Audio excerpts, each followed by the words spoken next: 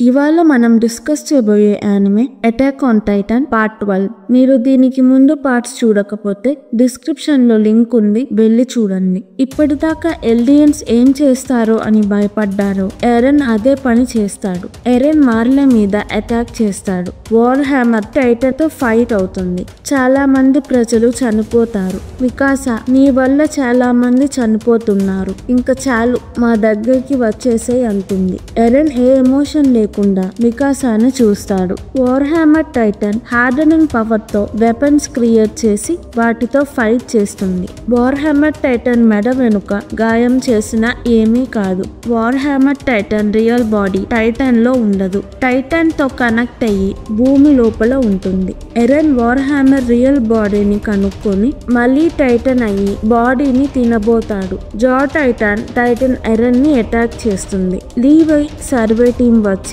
Titan earned కి help చేస్తారు. ఒకేసారి టైటన్ అంటే భయం లేకుండా అంతమంది తనని చంపడానికి వస్తుంటే పోర్కోకి భయం వేస్తుంది. కార్క్ టైటన్ వచ్చి సర్వే టీం వైపు షూట్ చేస్తుంది. బీస్ట్ టైటన్ వస్తూ ఉంటుంది. గాబీ కోపంగా ఎరెన్ ని చంపేస్తాను అని గన్ తో ఎరెన్ దగ్గరికి పరిగెత్తుతుంది. సర్వే టీం టైటన్స్ ఫైట్ చేసుకుంటారు.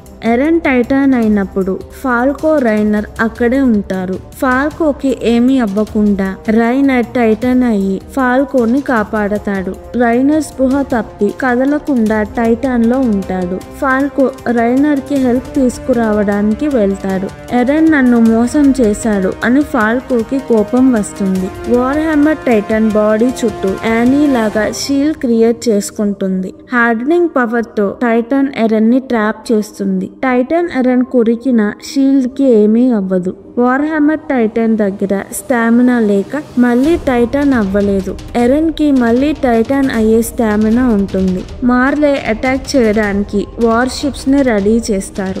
ఆర్మీని అక్కడికి వెళ్లి టైటన్ అయ్యి షిప్స్ ని నాశనం చేస్తాడు.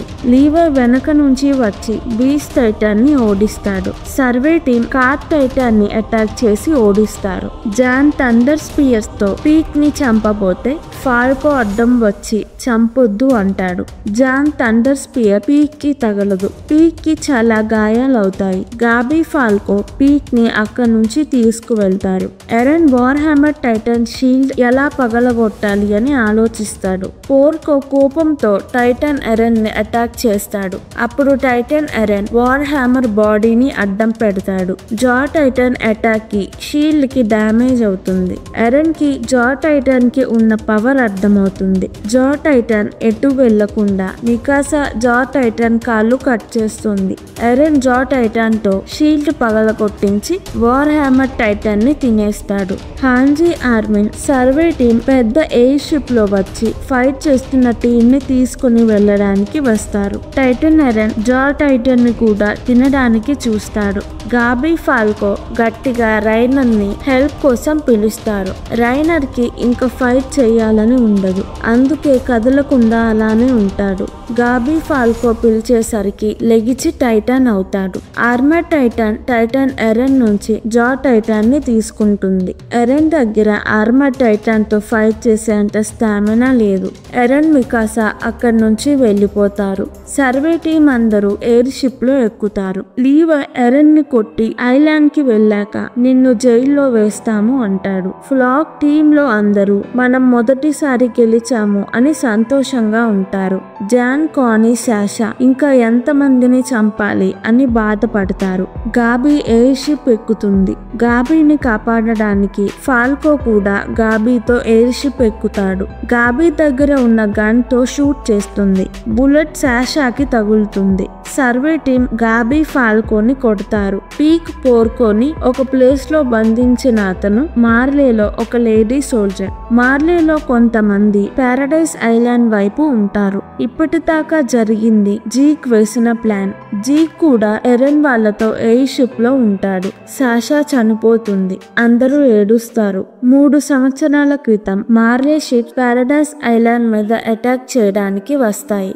ఆ షిప్ లో ఎలీనా వాళ్ళ కెప్టెన్ ని చంపేసి తన టీమ్ తో హాంజీతో డీల్ మాట్లాడడానికి వెళ్తుంది. హాంజీ లీవైకి మార్లే గురించి అక్కడ వాడే వెపన్స్ గురించి చెప్తుంది. ఎలీనా జీక్ చెప్పినట్టు చేస్తుంది. పారడైజ్ ఐలాండ్ లో ఉన్న వాళ్ళకి ఫ్రీడమ్ తేవడం వాళ్ళ గోల్. జీక్ కి ఫౌండింగ్ టైటన్ అంటే ఎరెన్ రాయల్ బ్లడ్ వాళ్ళని పట్టుకుంటే ఫౌండింగ్ టైటన్ పవర్స్ వాడగలడు అని తెలుసు. ఎరెన్ కి కూడా తెలుసు. అందరికీ ఈ విషయం తెలిస్తే రాయల్ బ్లడ్ అయిన హిస్టోరియాని టైటన్ చేస్తారేమో అని ఎవ్వరికీ చెప్పడు. జీక్ ఎల్డియన్స్ కి ఫ్రీడమ్ తీసుకొస్తాను అని సర్వే టీమ్ కి లెటర్ రాసి తన ప్లాన్ చెప్తాడు.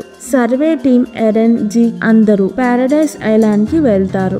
గాబీ ఫాల్కోని జైల్లో బంధిస్తారు. జీక్ ని వేరే చోట పెడతారు. లీవై జీక్ కి కాపలా ఉంటాడు. ఎలీనా పిక్సెస్ కి మార్లే నుంచి దొంగతనం చేసిన కొన్ని టైటన్ అయ్యే ఇంజెక్షన్స్ ఇస్తుంది.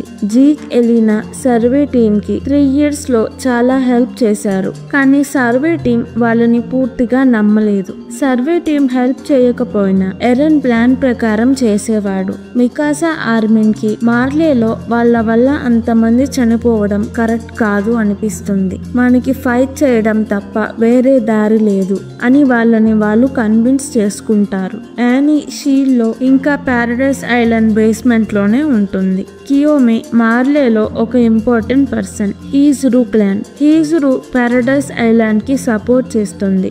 జీక్ కియోమికి తన ప్లాన్ చెప్తాడు. మికాసా చేతి మీద సింబల్ ఉంటుంది.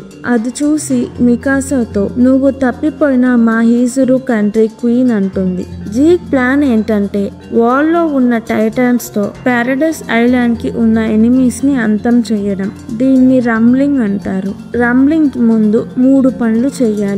కొన్ని టైటాన్స్ తో చిన్నగా రంబ్లింగ్ చేసి మార్లేకి వేరే ఎనిమీస్ కి శాంపుల్ చూపించాలి. అప్పుడు ఎవరైనా పారడైజ్ ఐలాండ్ మీద అటాక్ చేయడానికి భయపడతారు. పారడైజ్ ఐలాండ్ వాళ్ళు రంబ్లింగ్ మీద ఆధారపడకుండా హీజురు వాళ్ళకి గన్స్ పెద్ద వెపన్స్ ఎలా వాడాలో నేర్పించి పారడైజ్ ఐలాండ్ ని మోడర్న్ గా చేస్తారు. హీజురు పారడైజ్ ఐలాండ్ ని మోడర్న్ గా చేసే టైంలో founding Titan royal blood Titan ని నెక్స్ట్ జనరేషన్ కి పాస్ చేయాలి.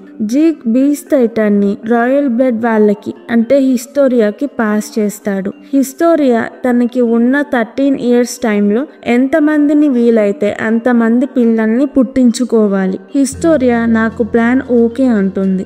ఎరెన్ జీక్ ప్లాన్ కి ఒప్పుకోడు. హీజురు వాళ్ళకి బెనిఫిట్ ఉంటుంది అని ప్లాన్ కి ఒప్పుకుంటారు. ప్రెజెంట్ హిస్టోరియా ప్రెగ్నెంట్ గా ఉంటుంది. జీక్ ప్లాన్ హోల్డ్ లో ఉంటుంది. 2 years ముందు హిస్టోరియా జీక్ ప్లాన్ కి ఒప్పుకుంటుంది. ఇప్పుడు ప్రెగ్నెంట్ గా ఉంటుంది. ప్లాన్ ఆగిపోతుంది. 2 years ముందు ఎరెన్ జీక్ ప్లాన్ కి ఒప్పుకోలేదు. కానీ ఇప్పుడు మార్లేకి వెళ్లి జీక్ తో తిరిగి వస్తాడు.